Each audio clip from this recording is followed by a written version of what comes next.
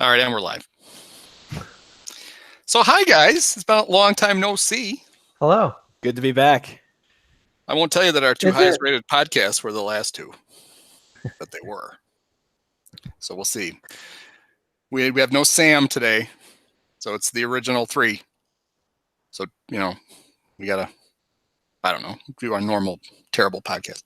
Why don't you talk the whole podcast directly into that glass? That's a good. Nobody's watching.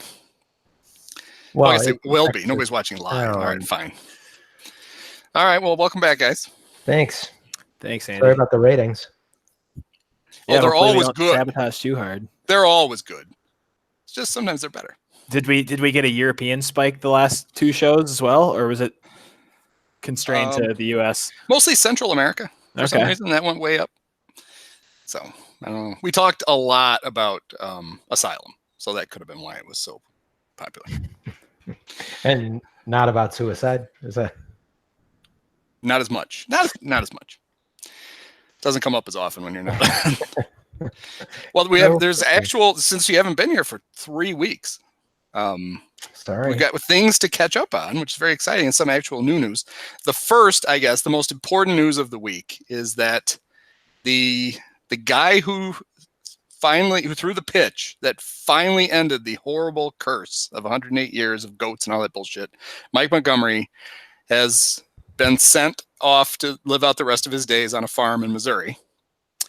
He was traded to the Kansas City Royals for what you really will always want to get traded for, a backup catcher, Martin Maldonado. But the question being, is he a backup catcher? I think is the question on everyone's mind. It's because what is going on with Wilson? Is he okay? Wilson claims that he went to the doctor, and the doctor told him it was just a bruise, and that he will be back on the 11th day. So he will not miss any more time than he is supposed to. I saw Jesse's tweet, something along the lines of Cubs only expect him to miss the 10 days and no more, and I immediately replied, so he'll be out a month. So his career is over.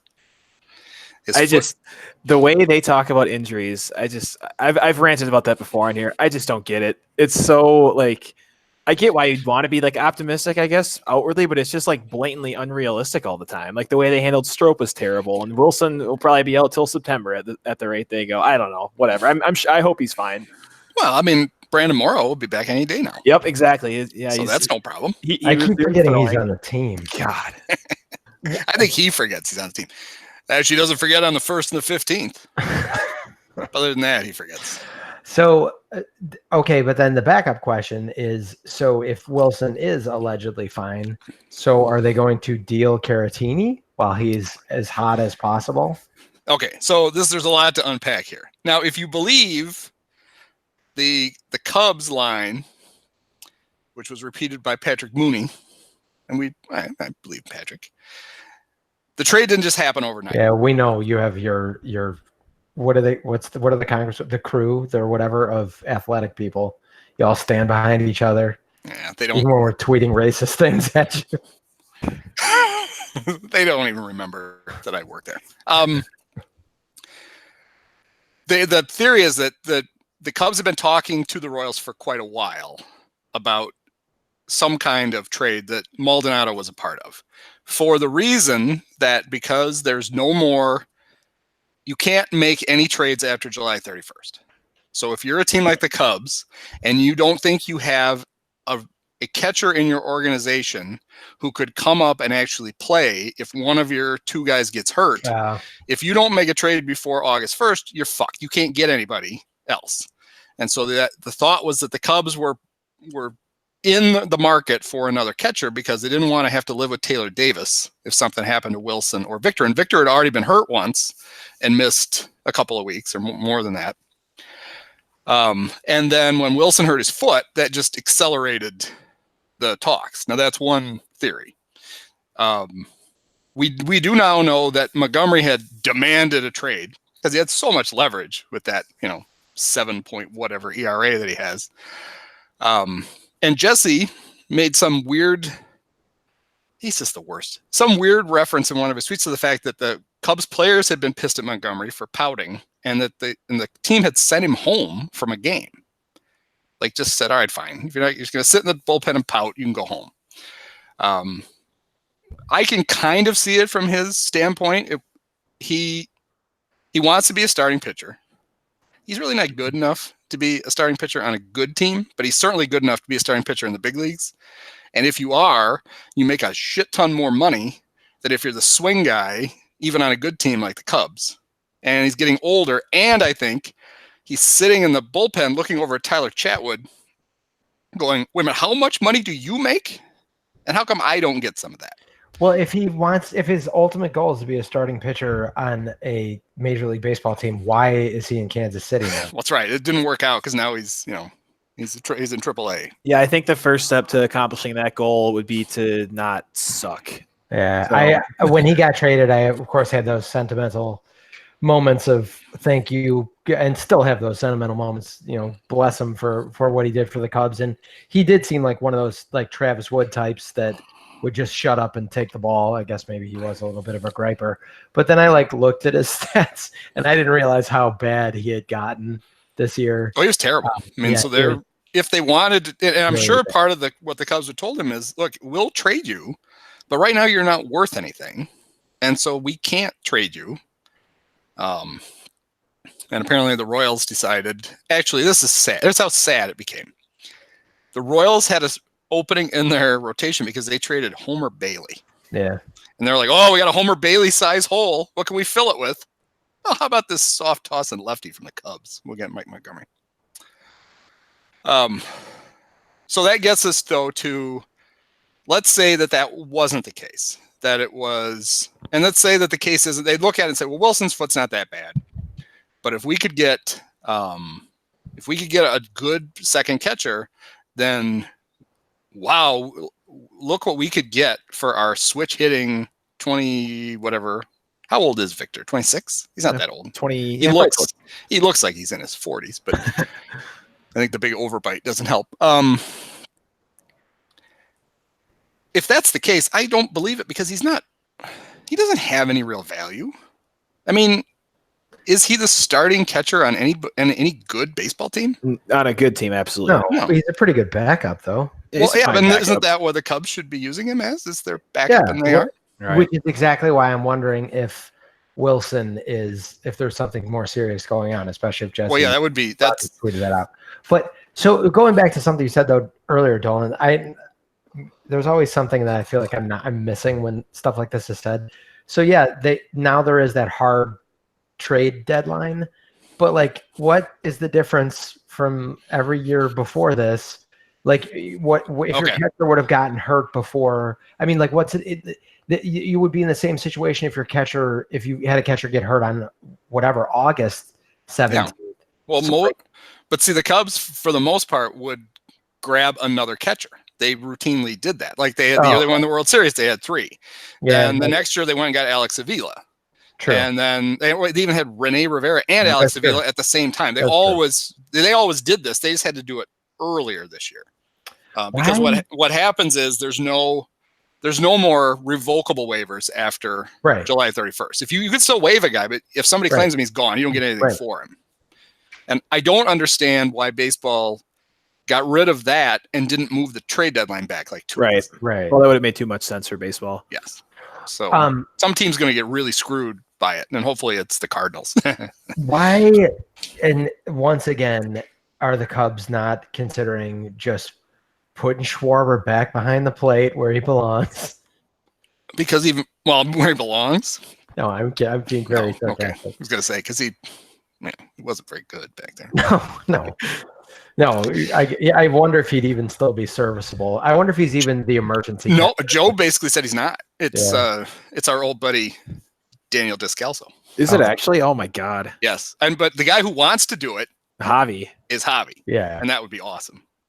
So Descalso, can they find catcher's gear that'll fit him? Well, there's no way. I mean, think about it, his nose sticking through the mask. That's got to be dangerous. Oh. Well, and this is a real problem now for Joe. If even though it seems like the Cubs are trying to set Joe up for failure constantly, with the weirdest roster they've ever had. It's just like they just went with an extra bullpen guy forever. So at times his 3-man bench was like Descalso, Almora, and Vic. Like, oh, there's a lot to choose from during a game with those 3 guys. Let's say Wilson comes back in 10 days. Obviously, you're going to have 3 catchers on the roster. So your bench is going to have 2 catchers and Descalso on it. That doesn't really help you really do anything. Yeah, pretty much. So I would hope that the idea is when Wilson comes back, little Danny's got to go. That's the logical route to go. And I mean, yeah, the roster, I would agree, has been set up for Joe to fail in some ways. And I would also argue that the lineup he ran out there today was him setting himself up for failure. It was like the worst possible choices for everything, except he didn't have Descalso in it. Otherwise, it was terrible.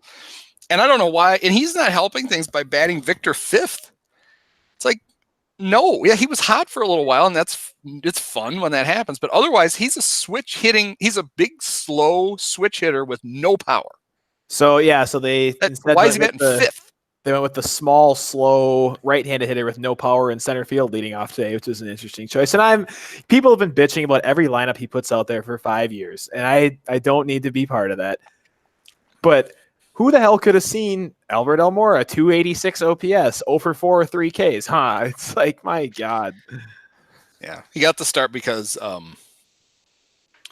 Sonny Gray is, even though he's right-handed, is brutally tough on lefties.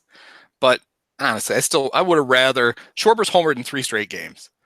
I would have probably just let him fight his way through Sonny Gray instead of just giving and then leading Albert off. Right. It's like, for Christ's sakes, let's get him the most at bats because he can do so much with it.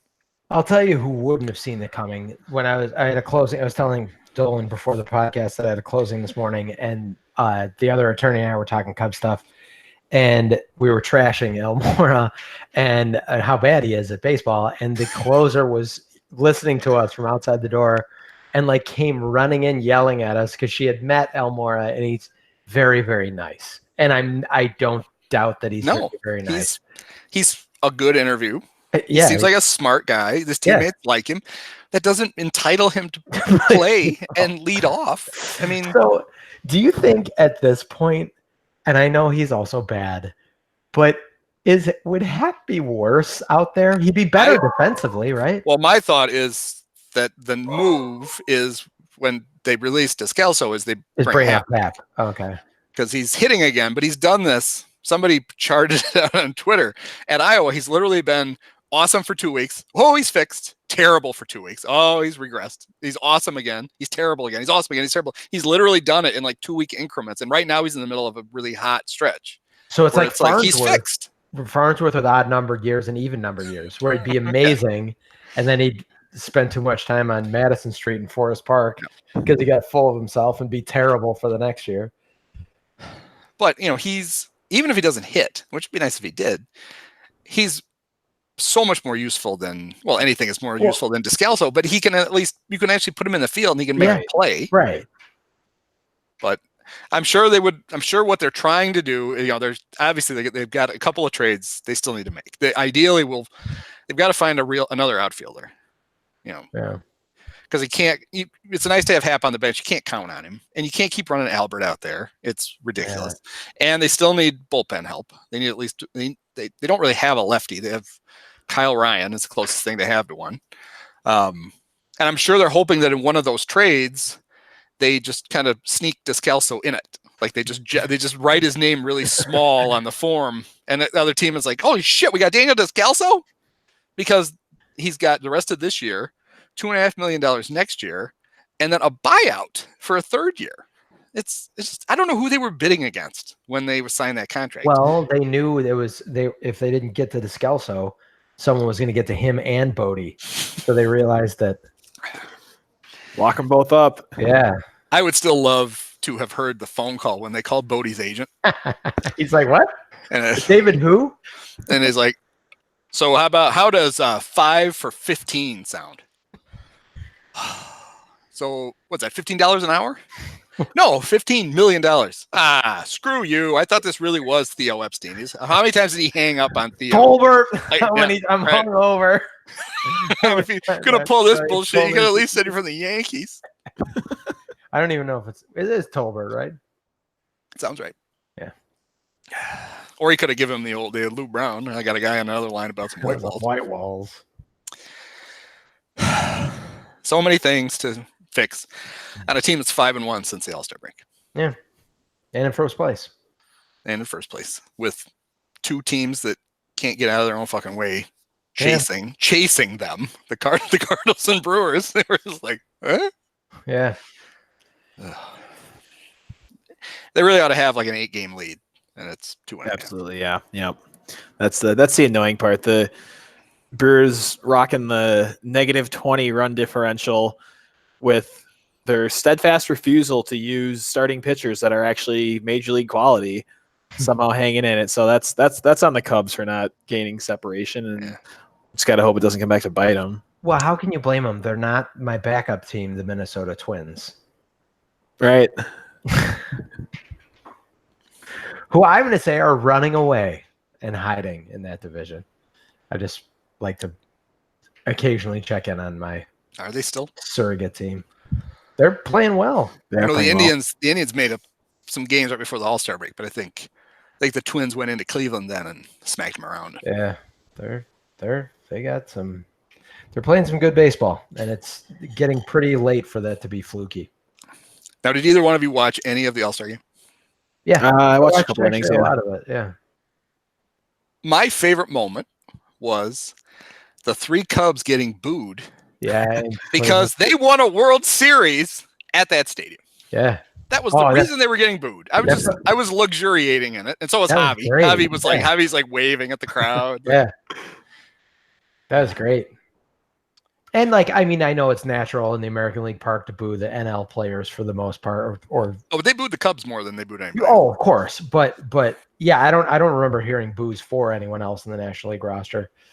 I'm sure there were some smatterings, but they went after the Cubs, and it was great. I also enjoy Cubs Twitter. They do it a lot, but it happened again in the All-Star game when Aroldis Chapman's on the mound in Cleveland, and I think Cubs Twitter thinks the Cubs lost that game sometimes. It's a part of the story, and it's fun to look back and laugh at and think, oh my God, that would have sucked, but they won the fucking game.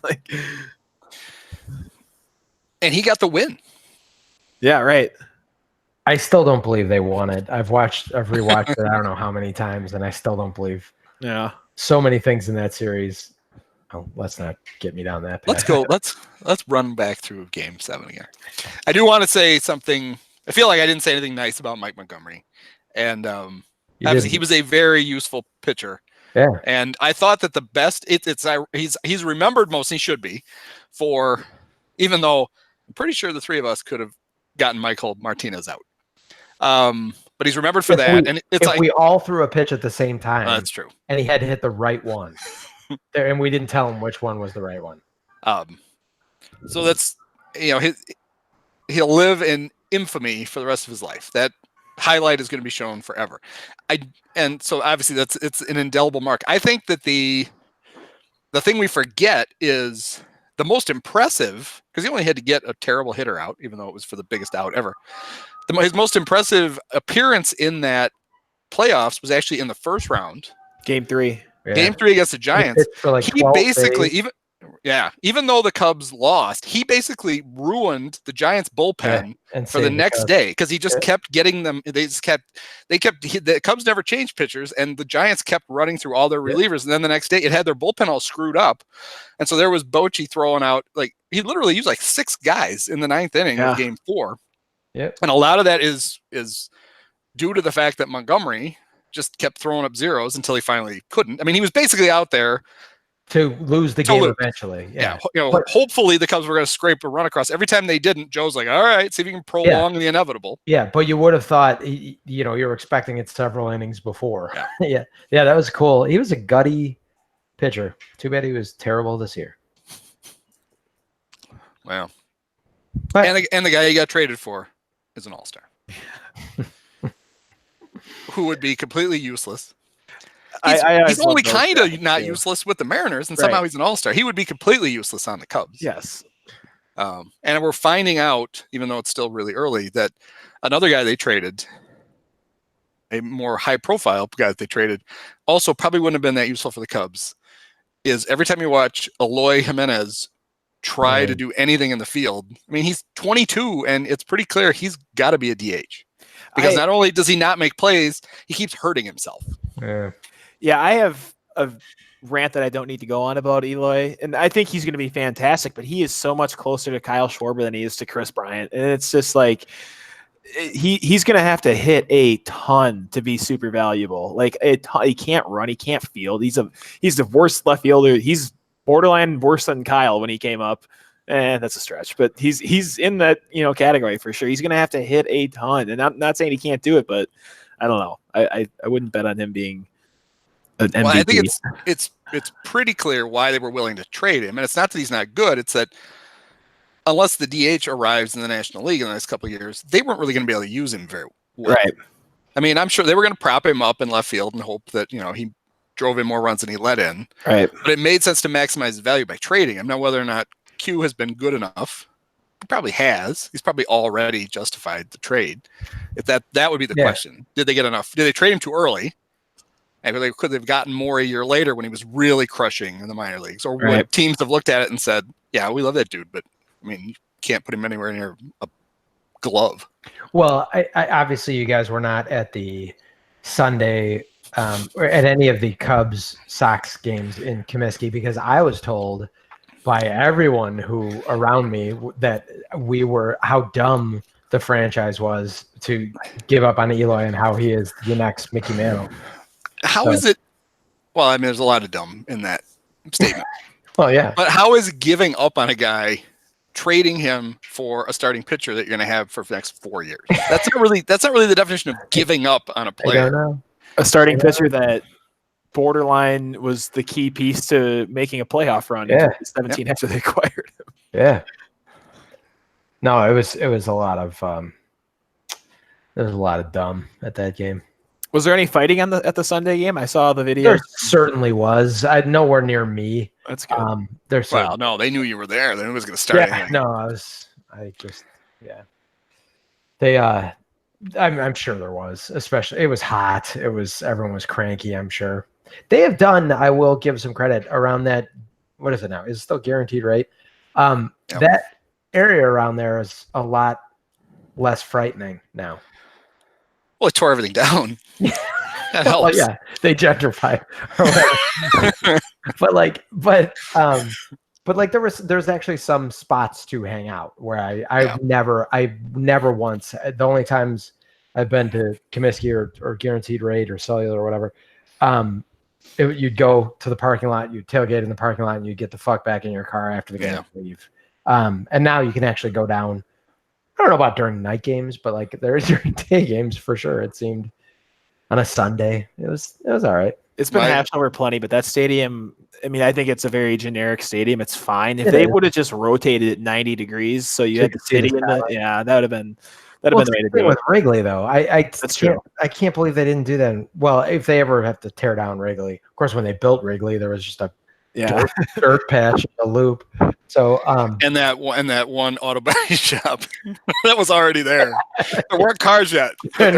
Sanchez Auto Body was already there. That guy was forward thinking. Like someday, that's why I'm going to open a flying car repair shop in the next year or so. Get ahead of it. Yeah, I'll be the first one on the block. I don't remember the name of the bar. When I was in college, my friend Neil was a Sox fan, so we'd go. And we went to a bar, and he's like, "We're gonna go here because this is where Tom Paciorek hangs out after games." And I'm like, "Oh, great!" So we get there, and 10 minutes later, Wimpy comes in, and Neil goes to the payphone and makes a call. 10 minutes later, his mom comes. So I'm in the bar with my friend Neil and his mom, and she's hitting on Tom Paciorek. I'm like, "Is this really happening?" And Neil's like, "Ask him about being an altar boy. You were an altar boy." I'm like, "No, I'm not." That was about the time that we found out about. I'm like, "No, I'm not." Why is any of this happening? That's my memory of being at a bar after a Sox game. My friend's mom hitting on top of Shork, and my friend trying to get me to basically work out the plot of the movie Spotlight with Tom Shork in a bar. So I didn't do that. Yeah. Oh God, that movie. Yeah. All right.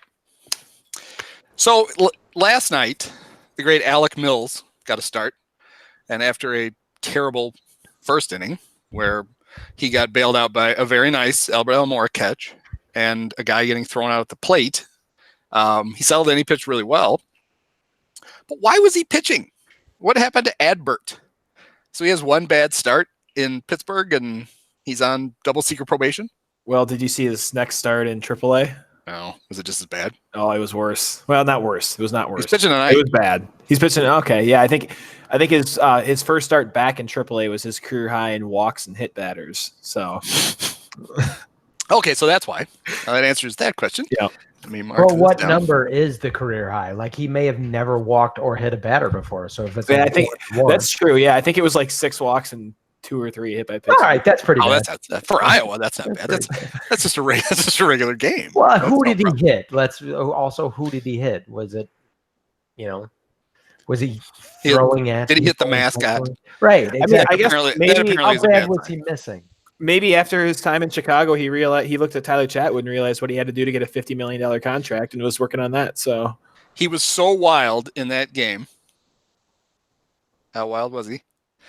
Ben Christensen showed up on the field and said, "Hey, knock it off." That's how wild he was. Somewhere Barry Rosner would have laughed. Deep cut. Yeah. You should somewhere that's going to get tweeted out by your buddy Fuck what the hell's his name? Keysburg. Kaysberg, thank you. Well, he's gonna. I'm sure he already wrote that joke, and I'll get sued. You're gonna get sued. All right, so that's what happened to Adbert. Now, with a name close to Adbert, but not Albert Elmora, we talked about a little bit. So last night, in I guess it was the 9th inning, right?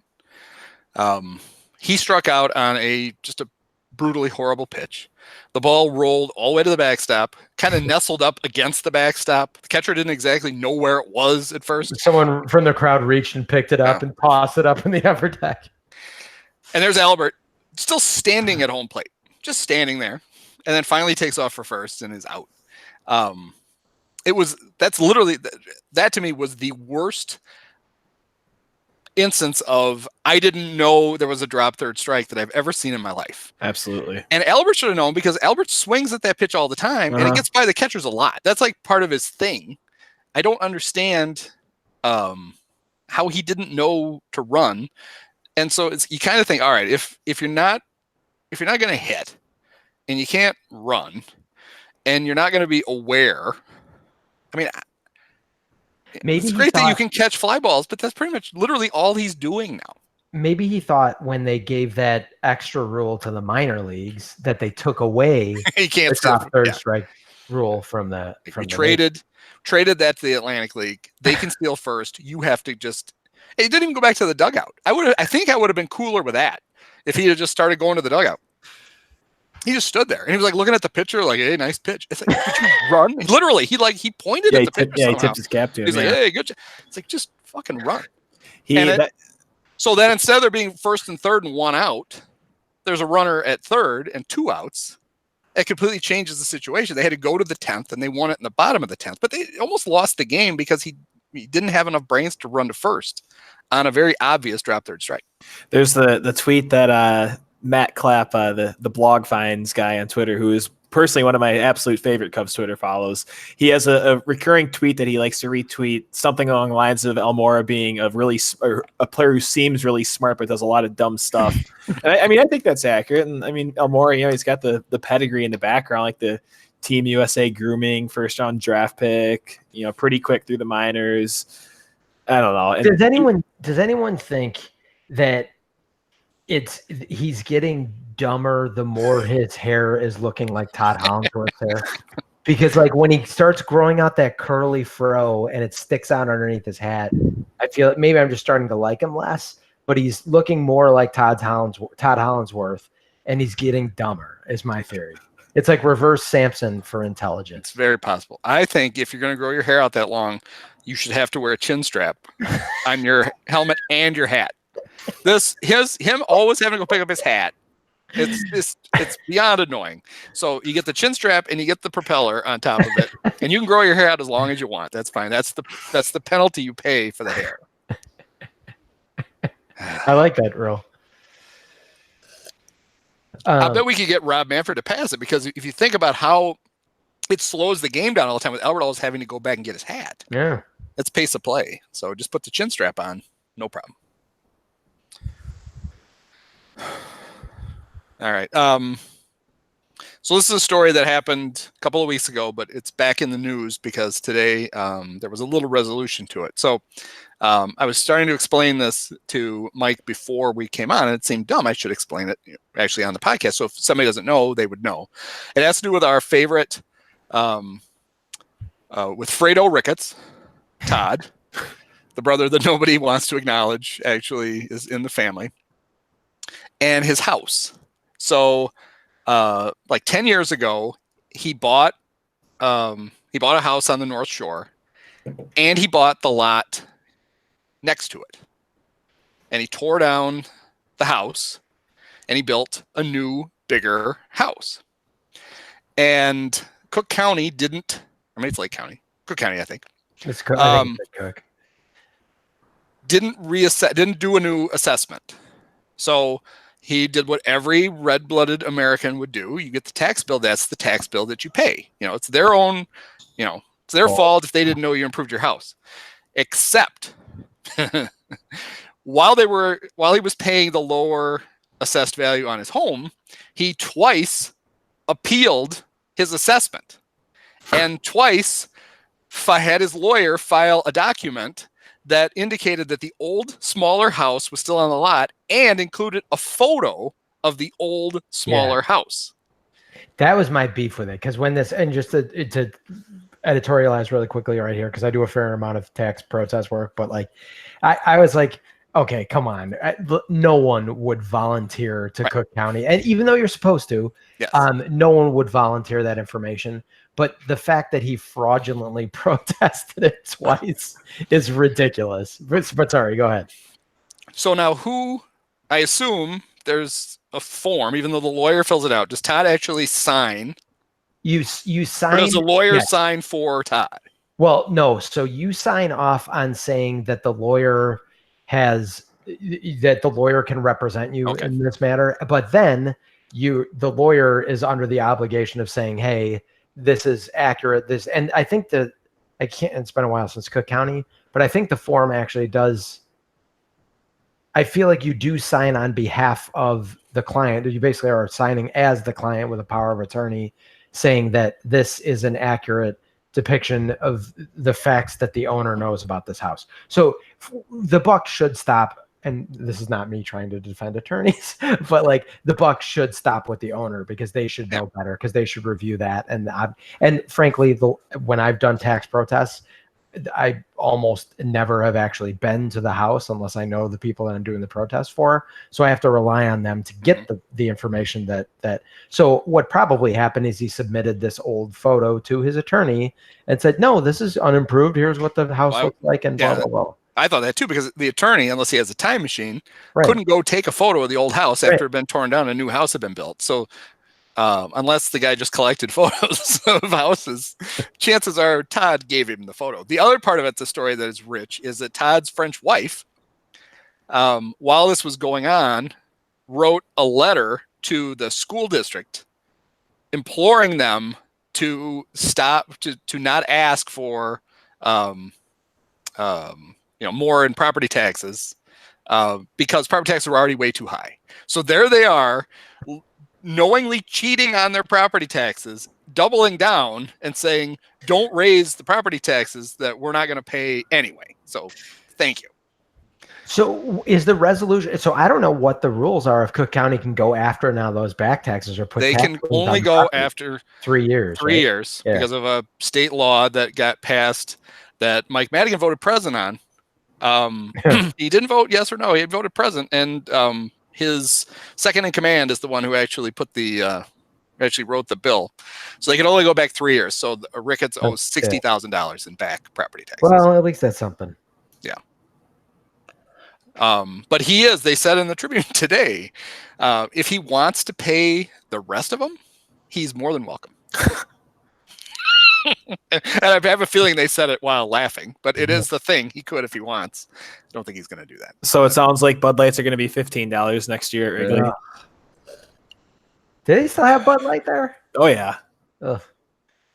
they upped it. Bud Light and Budweiser is their thing. The special is the 20-ounce drafts of Bud Light now that they get $12 for. $12.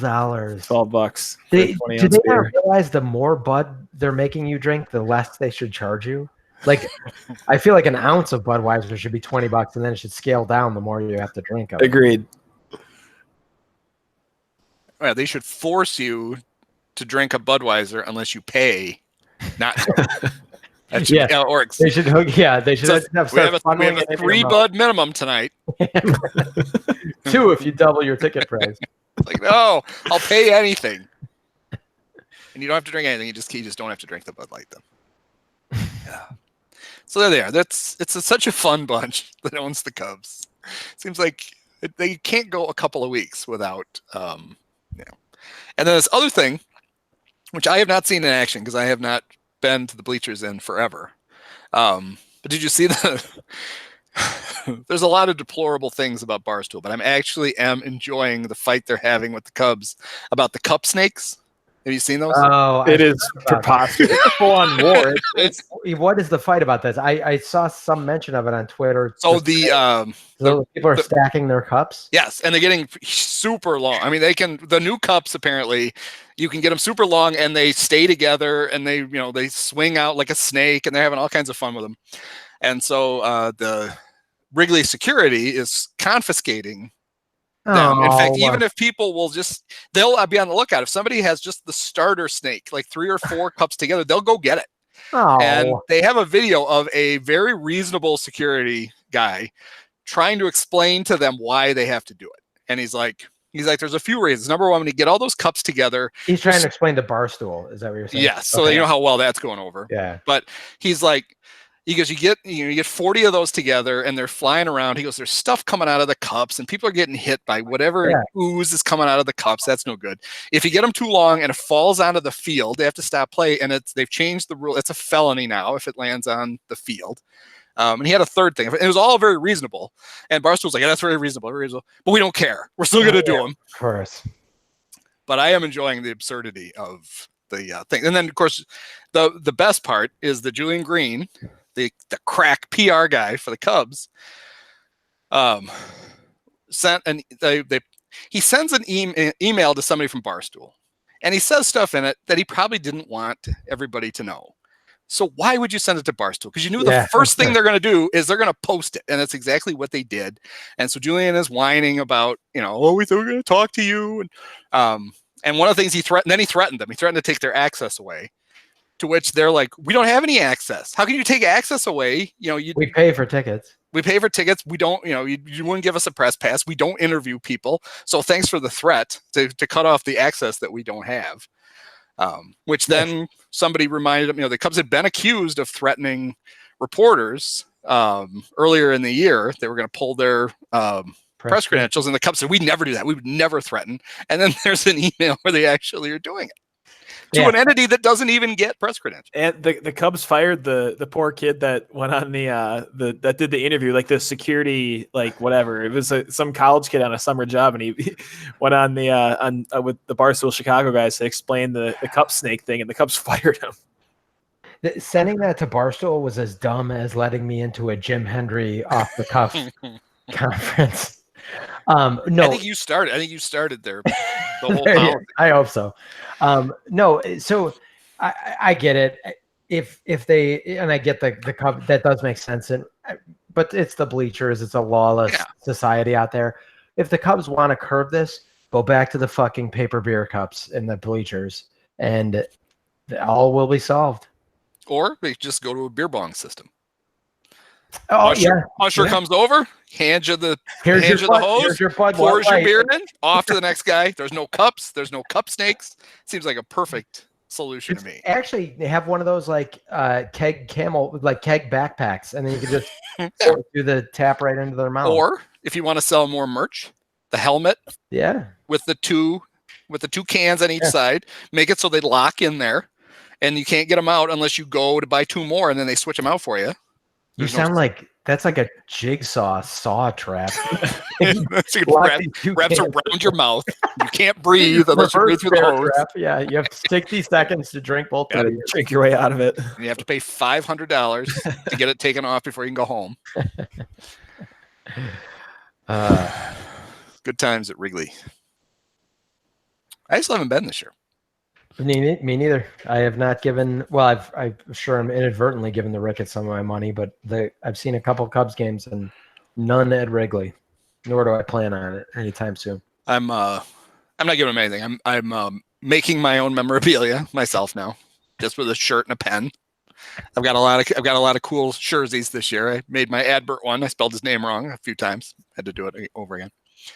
Well, one thing is, I make a big deal out of this because it just bothers me from an aesthetic standpoint. And they only did it a couple of weeks ago, and it started with the day after Adbert pitched for the first time. Twice on a homestand, they wore those fucking blue tops. Yeah, out of nowhere. They hadn't done it for 10 years. Yeah. And all of a sudden, 2 games in a row, they wore the blue tops with the pinstripe pants, which is the worst look. It just looks bad. It looks like he got dressed upside down. I don't hate it as much as you do, but they have such a cool class. They should always. And then last night they wore throwbacks. They wore the '69 Cubs throwbacks. Yeah, and those were cool. Yeah, they're not as nice as the new ones, but those were cool. Why isn't that the alternate? Why don't they? If they want to have an alternate, why don't they do that? Why don't they go to like, wear a different, kind of like the Reds are doing, wear a different throwback instead of those god awful blue things. Yeah, I think the blue with the gray pants is less offensive. Yeah, that's fine. Than just wearing the pinstripes. But yeah, I'd prefer just wear the pinstripes at home and the grays on the road. But if you're gonna do it, do it. The Cubs have never had a sleeveless, have they? Like a lot of teams have gone. I think they did back in the like the old school sleeveless. There's a cool not like the current sleeveless. Paul Lucas, who writes the UniWatch thing, I think it's on ESPN. He writes like if teams change their uniforms, their history of uniforms, he writes all this stuff. And he always gives the Cubs credit because some of the coolest things that got incorporated in uniforms, the Cubs did first. Yeah. And he's the same. He really likes the home pinstripes and thinks that the road uniforms are just blah, and they are, and that the blue ones are not very attractive. And then some of it is like trivia, like the fact that the blue uniform is the only uniform in baseball that has the National League logo on it. Yep. And the only reason it's on it is because their alternate is the crawling Cub, and it's already on the chest. Mm-hmm. So how ridiculous would it look to put it on the sleeve? So they went with the National League one. They were the only team for a long time. I think the Dodgers do it now, though, that had the fabric logo on the helmets. Oh yeah, which is kind of a nice, little touch. The gray road pants are the only ones that have a team logo on them. Yeah, the little Cub logo is there. Yeah, they have the only logo that has the trademark on it. I mean, there's all kinds of stuff like that. Huh. He even got into one thing which I found more interesting than I should have, as to the different tints that are in the grays. Like the Cubs have a blue tint to theirs, and the Cardinals is like a green tint. Huh. And then he showed them next to each other. Like, holy crap, that's actually, you don't think of that kind of stuff. I agree. You got way more into that than you probably would. And then, no, that's neat trivia, Andy, especially for this audio medium that we're broadcasting in. Well, all they're missing is me waving my hands around. Well, I'm just, Well, I should pretend that I was actually pulling out samples pictures. Of Now here you changed and you did quick. I have my wife modeling the uniform. Now here's Barry. She's in a road uniform from 1948. But you're so close to the camera, we could just see a very quick blur of movement in front. We needed a sponsor for the uniform segment. Andy just did like Pat now has a sponsor for the uniform descriptions. We talk about trousers and trousers. Dolan, how many dogs do you have? You could have dressed up one. Each 4. Each could have worn a different. So we could have had 4 plus Barry. So we could have had the current uniforms. They all could have worn one. Yeah. Including the last night's throwback. Cool. One complaint people had about the throwbacks last night was they had a bunch of 69 Cubs. Well, the ones that are still alive. They had a bunch of 69 Cubs there, and they had them all lined up on the third baseline. Well, there were two complaints. The first one was they were supposed to throw out the first pitch, and I guess they did, but they had to wait because the Gator guy got to throw the first pitch out first. Chance the Snapper. Yes. But then there they all are, and their uniforms, and they don't have their numbers on them. They just have blanks. And people are like, you couldn't have given them one, then we would have actually known who they were. It's like, oh, they missed the last 10% of everything all the time. Speaking of first pitches, did you see? So it's probably 10 years ago at this point, went to one of those, I think it was a Kane County Cougars game. I went to the speed machine where you're supposed to, they're gunning your, and hit, I think 65, 66.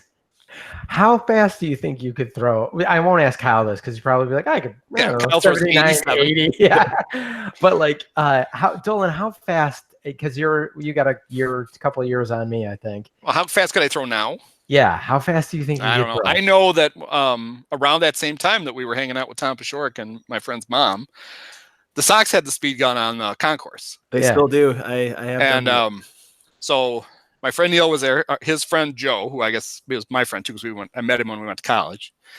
Joe had pitched at where'd they go? One of the south suburb schools. I can't think off the top of my head. And Joe pitched High school. And high school. Brother Rice. No. Okay. So Neil threw first, and Neil threw like low 60s. They did. They went to Sandburg. Oh, yeah. They're a big baseball school, actually. Joe threw 68 and kept giving him money and kept because he wanted to hit 70. And he kept throwing and throwing and throwing. And so he got done, and I handed the guy whatever it was, the $5, grabbed the ball. I threw 74 and walked off. Did you really? Yep. How long ago was this? Oh, it was 20 years ago. Oh, okay. Well, so I can throw 20 years ago. I can throw 38 miles an hour now. Yeah. Well, Nagy hit 68. Yeah, and it was a strike. Yeah, no, it was like curved too. That's probably why they traded Montgomery. But I think we do have to know, Kyle, how hard can you? Yes, how hard can you throw? I was honestly a little disappointed in myself last summer. I did it at a Sox game. I was hoping to hit 70. I hit 68, 69 of my two pitches. Oh, okay. So that makes me feel a little better. My buddy I was with hit 74, I think. So okay, that's pretty good. So they had. Were you with Dolan? Yep. So at the Winnebago County Fair here in lovely. Well, it's in Pecatonica. It's not in Rockford. It's in Pecatonica. I heard that's a hot gun though. It's a hot gun. So my brother, when he was in, I think it was probably his freshman or sophomore year in college, they had a thing, and you didn't win anything except they put the high score of the day. They had a whiteboard, and they would put it up, or chalkboard. How is that not considered winning? That would be the greatest accomplishment. Right. So he would put the thing up. So the first day he went and he threw, and somebody topped him. He threw in the mid 70s probably, and somebody topped him. So he went back the next day, him and his buddy, with their gloves. And they warmed up. And then they threw. And Jim threw probably 78 or 9. He could throw harder than I could. But, he said, it sucks. When they do this, you can't, it's like, they don't even let you get any warm-ups. It's like, yeah, but nobody does. So it evens out, dummy. Also, no one cares warmed up in the parking lot, got all ready, and then came in and set the high score for the day. So, did he warm up with Mark Maldonado? That's what he is. He's a parking lot warm-up speed gun catcher. Yes, and now he's the backup catcher for the Cubs. I think he's the starting catcher for the Cubs. But anyhow, I prefer not to think that Wilson is hurt worse. Yeah, I thought Wilson got hurt. Apparently, they're blaming it on some new shoes that he bought. Oh God. Yeah.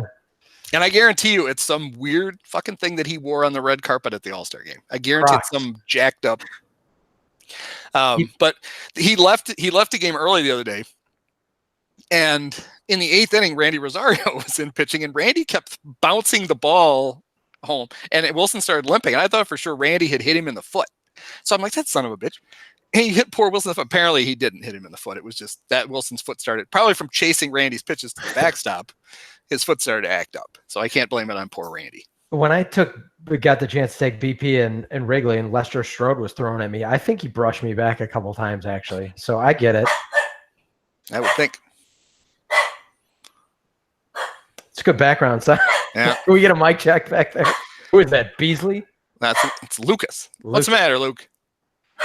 You want to come here? If you got a hot take. If he comes over there and is in full Cub uniform, I'm going to be super impressed. That's why he's barking. He has to wear the blueberry tops. Right. He's like, yeah, maybe wear this. And then I missed my cue. You already talked about the uniforms. You didn't bother to tell me. He's wearing a chin strap around his helmet because he has ears still. I got the whole thing. He's a complete encapsulation of the podcast. Oh, that'd be nice. He just summed it all up for us. What else do we got? Is that it? I think finish. I think we got it all. All right.